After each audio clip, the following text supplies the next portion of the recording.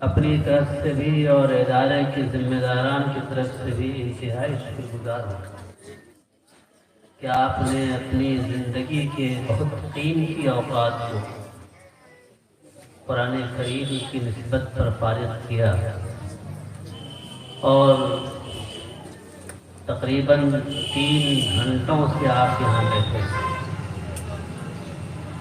دعا ہے کہ اللہ تعالیٰ آپ کے اس بیٹھنے کو سننے کو آپ کے لیے ہمارے لیے نجات کا ذریعہ بنائے۔ آمین آمین۔ چونکہ اس پروگرام کا جو انتہائی وقت ہے وہ 1 بجے ہے، 20 منٹ باقی ہے، انشاءاللہ اسی میں میری بات بھی ہوگی، اسی میں دعا ہے۔ جب ہمارے اس عزیز جو ابھی حافظ قرآن بنے ہیں، جنہیں اللہ نے اپنے صفاتی نام کے ساتھ جوڑ دیا ہے، ان کی تلاوت کے بعد جی یہ چاہ رہا تھا کہ بس اب دعا ہو جائے۔ صحیح معنوں میں نے خانقاہوں کی زندگی میں دیکھا ہے کہ جب خانقاہوں میں دعائیں ہوتی ہیں تو اس سے پہلے بہت دیر تک قرآن کی تلاوت کی جاتی ہے، بہت دیر تک۔ پہلے تو لوگ الگ الگ کرتے ہیں اور پھر اجتماعی تلاوت ہوتی ہے تو قرہ حضرات پیش کرتے ہیں، مجمع میں پوری روحانیت آ جاتی ہے اور سب کا دل اللہ کے کلام کی طرف متوجہ ہو جاتا ہے۔ اس کے بعد بزرگوں کے ہاتھ اٹھتے ہیں اور اس یقین کے ساتھ اٹھتے ہیں کہ اللہ تعالیٰ اس سے خالی نہیں لوٹائے گا۔ تو آج کی اس مجلس میں جب ہمارے عزیز نے قرآن کریم کی آخری صورتوں کی تلاوت کی تو ایک خادم دین ہونے کے ناطے میرا جی یہ چاہ رہا تھا کہ بس اب دعا ہو جانی چاہیے، لیکن ہمارے دوست جناب مولانا اشرف علی ندوی صاحب کی خواہش تھی کہ چند باتیں کہہ دی جائیں قرآن کی نسبت سے، اور ہمارے قابل دوست مولانا آفتاب عالم غازی قاسمی نے بہت اچھی باتیں کہہ دی۔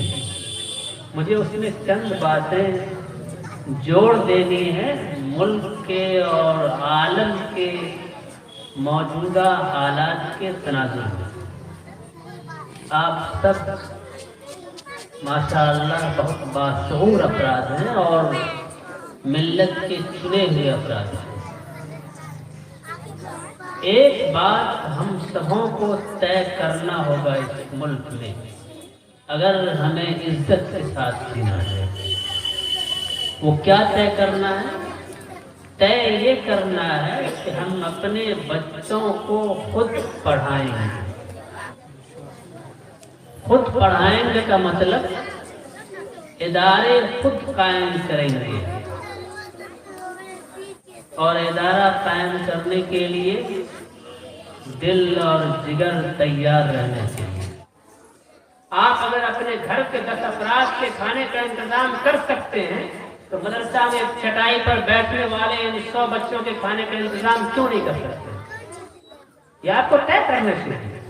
رمضان میں جب آپ کے پاس مولانا جائیں گے تو آپ زکوٰۃ کی رقم ایڈ کر دیں گے، آ گئے تو لے لیجیے 50 روپیہ، وہ آپ کی رقم نہیں ہے، وہ زکوٰۃ کی رقم اللہ کی رقم ہے، وہ تو آپ کو جا کر ان کی خدمت میں پیش کرنا چاہیے کہ حضرت قبول کر لیجیے۔ لیکن نہیں، وہ زکوٰۃ کی رقم بھی آپ دیتے ہیں تو 4 بات سنا کر دیتے ہیں۔ جو قوم اپنے بچوں کو زکوٰۃ کے بھروسے پر اعلیٰ تعلیم دلانا چاہتی ہو اس قوم کو کبھی بھلائی نہیں مل سکتی ہے، ترقی نہیں مل سکتی ہے۔ آپ کو اپنے جیب خاص کے پیسوں سے اپنے بچوں کو پڑھانا چاہیے۔ مسلمانوں کی شادی کے نام پر جو خرچے ہو رہے ہیں، ایک صاحب نے بتایا کہ ہندوستان میں کئی ارب روپے ایک سال میں مسلمانوں کی شادی پر خرچ ہو رہے ہیں، کئی ارب، یعنی اگر اس کا 1/4 بھی چھانٹ لیا جائے تو جتنے مدرسے چل رہے ہیں اس سے دگنے اور چلیں گے۔ تو آپ بیجا مصروفیات سے اپنے پیسوں کو بچائیے، اور اپنے نونہالوں پر خرچ کیجیے۔ اچھا، گراف ہمارے سوچنے کا عجیب طرح بدلا ہے۔ الحمدللہ ہماری قوم بیدار ہوئی ہے، پچھلے چند سالوں میں تعلیم کے میدان میں آگے بڑھی ہے، اور اصلی تعلیم کے میدان میں بچے تیزی کے ساتھ آگے آ رہے ہیں۔ بہت اچھی بات ہے، ہمارے بچے IAS بننے چاہیے، IPS بننے چاہیے، ڈاکٹرز کی بڑی ضرورت ہے ہماری قوم کو، انجینئرز کی بہت ضرورت ہے ہماری قوم کو، اکاؤنٹنٹ کی بہت ضرورت ہے ہماری قوم کو، ہر میدان میں ہمارے بچے ہونے چاہیے۔ یہ بہت اچھی بات ہے، اور اس کے لیے میں کہا کرتا ہوں کہ ہمارے محلے میں ایک ٹھیلا چلانے والا ہے، وہ دن میں چورا موڑی کھاتا ہے اور رات میں روٹی نمک مرچائی کھاتا ہے۔ وہ کہتا ہے کہ ہمارا بیٹا میڈیکل میں پڑھ رہا ہے، 15,000 روپیہ اس کے ہاسٹل کا خرچ ہم دیتے ہیں، اگر خرچہ نہیں دیں گے، اگر ہم یہاں کھانے میں لگا دیں گے تو اس کو کہاں سے دیں گے؟ یہ سوچ ٹھیلا چلانے والے کی ہے، لیکن ہمارے قوم کی سوچ نہیں ہے، ہم تو بس روزانہ گوشت مچھلی چاہیے ہمیں۔ تو یہ اچھی سوچ ہے کہ ہمارے بچے اصلی تعلیم کے میدان میں خوب آگے آئے ہیں، لیکن گراف سوچنے کا ہمارا بدلنا نہیں چاہیے۔ اللہ کے رسول صلی اللہ علیہ وسلم نے فرمایا، خیرکم من تعلم القرآن وعلمہ، تم میں بہتر انسان وہ ہے جو قرآن کو سیکھتا ہے اور سکھاتا ہے۔ ظاہر ہے یہ نونہال جو ہمارے قرآن سیکھ رہے ہیں وہ ہم میں کے بہتر انسان ہے، یہ فیصلہ رسول اللہ کا ہے، ہمارا اور آپ کا نہیں۔ تو اگر ہمارے وہ بچے جو میڈیکل کے میدان میں پڑھ رہے ہیں ان کے ماہانہ فیس پر ہم 20,000 اور 15,000 خرچ کر سکتے ہیں، تو مدرسہ میں پڑھنے والے اپنے نونہال کے لیے 1,500 روپیہ ہم خرچ نہیں کر سکتے، اتنے مردہ ہو گئے۔ گراف کو چینج کیجیے، اگر اسکول کی تعلیم پر آپ 2,000 خرچ کر رہے ہیں تو مدرسے پر کم از کم 1,000 تو کیجیے، انشاءاللہ ان مدرسے والوں کو زکوٰۃ کی ضرورت نہیں پڑے گی۔ آج اس ملک میں ارتداد کی ہوائیں بہت تیزی کے ساتھ چل رہی ہیں، جگہ جگہ نبوت کے دعوے دار پیدا ہو رہے ہیں، کوئی امام مہدی بنا پھرتا ہے، کوئی مسیح موعود بنا پھرتا ہے۔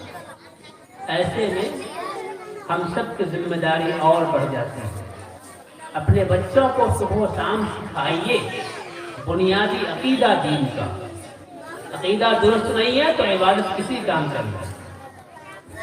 اپنے بچوں کے عقیدے کو درست کیجیے، اور یہ عقیدے درست کہاں ہوں گے؟ ان چٹائیوں پر بیٹھ کر ہوں۔ اگر آپ کا بچہ 8 گھنٹے اسکول میں رہتا ہے تو اسے 2 گھنٹہ اس مدرسے کی چٹائی پر بٹھائیے۔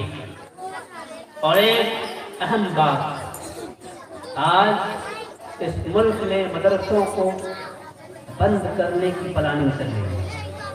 آپ کو معلوم ہوگا کہ آسام کے تمام بورڈ سے ملحقہ مدرسوں کو اسکول میں تبدیل کر دیا گیا۔ یہی پلاننگ UP میں چل رہی ہے، یہی پلاننگ اتراکھنڈ میں چل رہی ہے، یہی پلاننگ کرناٹک میں چل رہی ہے، یہی پلاننگ مہاراشٹر میں چل رہی ہے۔